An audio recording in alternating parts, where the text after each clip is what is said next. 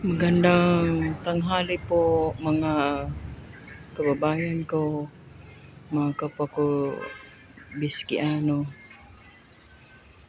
kabiskiano. Biskiano by the way guys, ibig sabihin kahit ano. Salitang waray po ang Biskiano, pero yung accurate na word niya is bisan ano, bisan kahit ano, biski ano.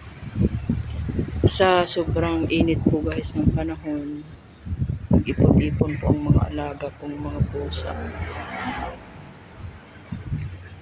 Nandito po sa aking tabi yung buntis. Sana pa siya. So ngayon si Mimi. Umalis na pala guys si Mimi. Yung may baby. At kinuha ng kapitbahay namin yung mga kuting. Yung mga anak ni Mimi. Ewan ko, siguro natuwa or what. Yan po guys si Monica. Monica! Monica! Monica! Ayaw lumingon. Ito guys na nakatingin sa akin si Rinrin. Rinrin! Yan si Denise. Ito si Mimi guys. Oh. Payat na ni Mimi. Sa dami kasi ng anak. At saka matanda na siya guys. Wano! Wano, baby, Wano! Yun po siya yung tuxedo na kumakain. Yun po si Wano. Si Rinrin po yung orange.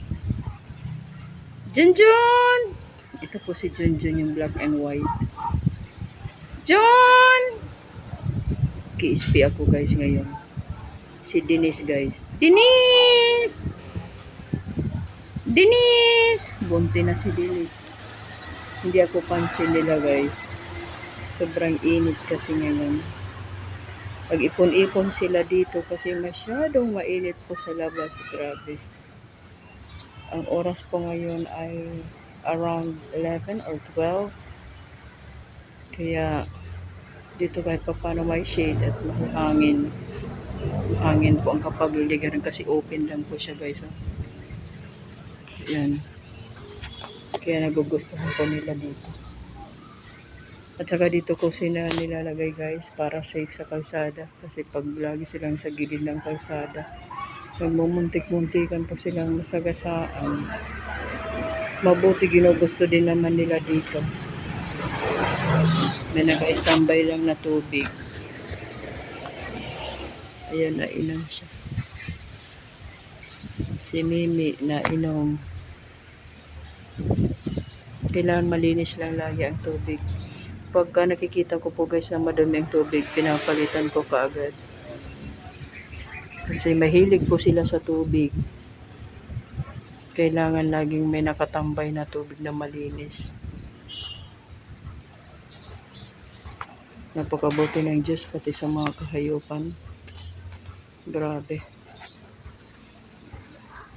Yan lamang po guys for this morning. Thank you for watching. Bye.